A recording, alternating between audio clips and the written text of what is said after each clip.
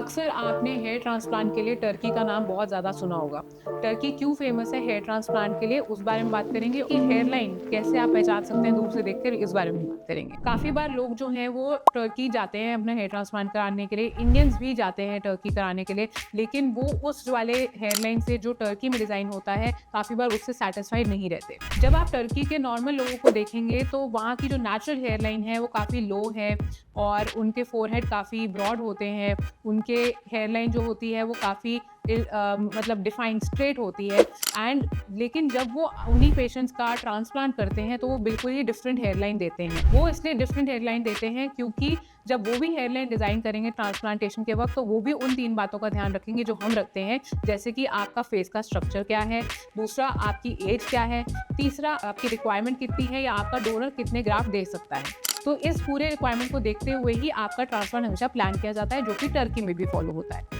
तो जब आप टर्की हेयरलाइन की बात करते हैं तो आप देखेंगे कि वो बहुत टिपिकली वी शेप्ड हेयरलाइन बनाते हैं, थोड़ी सी पीछे बनाते हैं, उसे काफ़ी ज़्यादा डेंस बनाते हैं, शार्प बनाते हैं। टेम्पल्स पे वो इतना ध्यान नहीं देते। वो वाली हेयरलाइन उनके फेस पे इसलिए चलती है क्योंकि उनका फेस ओवल होता है। अब यहाँ पे प्रॉब्लम आती है जब हम इंडियंस जाते हैं टर्की अपना हेयर ट्रांसप्लांट कराने और हम एक्सपेक्ट करते हैं कि हमारा वैसा ही रिजल्ट हो।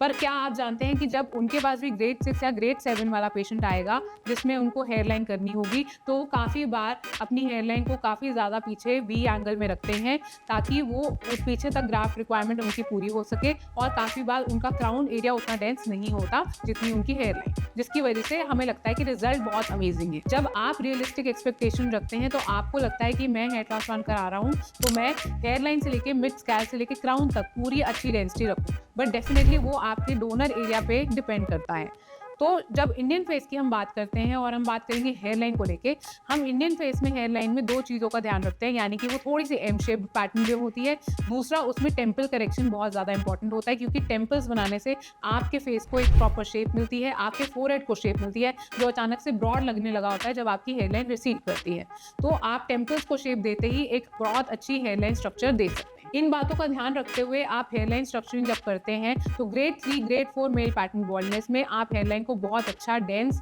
आपकी उम्मीद के हिसाब से उतना ही लेंथ पे जहाँ रखना चाहते हैं उतना घनापन, उतना शार्प और उतना ही नेचुरल लुक दे सकते हैं। बट जब ग्रेड 5 ग्रेड 6 ग्रेड 7 में आप मेल पैटर्न बॉल्डनेस में आप ट्रांसप्लांट का ऑप्शन लेते हैं, तब आपको भी ये सोचना पड़ेगा कि क्या हेयरलाइन मेरी प्रायोरिटी है, क्या क्राउन मेरी प्रायोरिटी है, या मैं चाहता हूँ कि एक ओवरऑल डेंस लुक रहे, एक इल्यूजन क्रिएट हो जाए। तो वहाँ पर आपका टर्की वर्सेस इंडियन हेयरलाइन का डिफरेंस मेंटेन करना पड़ेगा। आप वो रिजल्ट एक्सपेक्ट नहीं कर सकते कि आपको टर्की हेयरलाइन का जो रिजल्ट है वो आपके फेस पे सूट करेगा या फिर वैसा ही रिजल्ट आए ग्रेड 6 ग्रेड 7 में भी।